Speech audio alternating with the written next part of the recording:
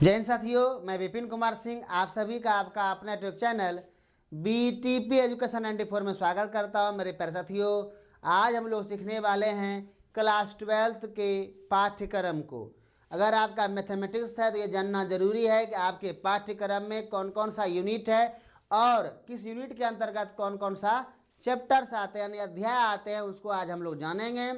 तो यदि आप चैनल पर पहली बार जुड़े तो कृपया चैनल को आप सब्सक्राइब कीजिए, मित्रों को शेयर जरूर करें। चलिए देखते हैं कौन कौन सा यूनिट है। पहला यूनिट है सम्मान तथा फलन।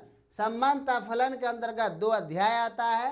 पहला अध्याय सम्मान तथा फलन है, दूसरा है प्रतिलोम त्रिकोणमितीय फलन। यह दो अध्याय कवर करता है पहला यूनिट, इस बात को आप ध्यान रखिएगा। दूसरा जो इसके बाद जो महत्वपूर्ण यूनिट है वह है बीजगणित, जिसको आप अलजेब्रा कहते हैं। इस यूनिट के अंतर्गत दो अध्याय समाहित है, वह है तीसरा और चौथा यानी आव्यूह, और चौथा है सारणिक, मैट्रिक्स और डिटर्मिनेंट। तीसरा यूनिट जो सबसे ज़्यादा महत्वपूर्ण है वह है कलन यानी कैलकुलस।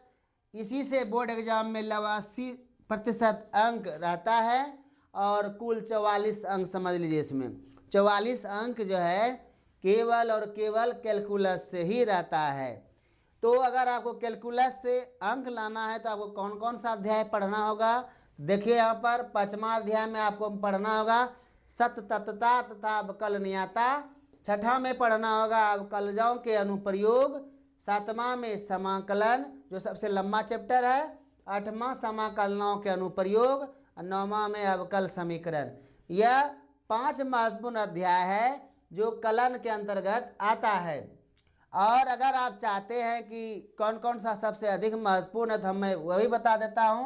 देखिए यहाँ पर 5वां अध्याय सबसे ज़्यादा महत्वपूर्ण है, उसके बाद 7वां है और उसके बाद 9वां है। अगर इन 3 अध्याय को अगर कवर कर लेते हैं तो समझिए कैलकुलस का कुछ अच्छा हिस्सा आप जान लेते हैं। लेकिन आपको पढ़ना 6 और 8 भी है, क्योंकि यह भी महत्वपूर्ण है जानकारी के दृष्टिकोण से। चलिए चौथा यूनिट देखते हैं हम लोग। चौथे यूनिट में क्या है, सदिश तथा त्रिविमीय ज्यामिति। इन यूनिट के अंतर्गत दो अध्याय आता है। पहला अध्याय 10वां सदिश है और 11वां अध्याय क्या है, त्रिविमीय ज्यामिति है।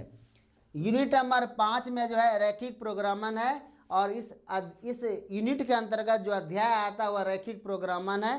केवल एक ही अध्याय इसमें भी है। यूनिट 6ठा जो है प्रायिकता है और इस यूनिट के अंतर्गत एक ही अध्याय आता है प्रायिकता। कुल मिलाकर क्लास 12th के मैथमेटिक्स में 13 अध्याय है और 6 यूनिट है। चलिए देखते हैं यहाँ पर यूनिट देखिए 1 2 3 हो गया, 4 हो गया, 5 हो गया और 6 हो गया।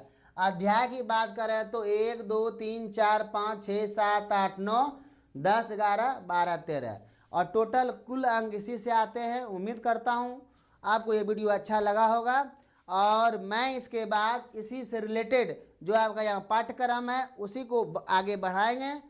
आज के लिए इतना ही। जय हिंद।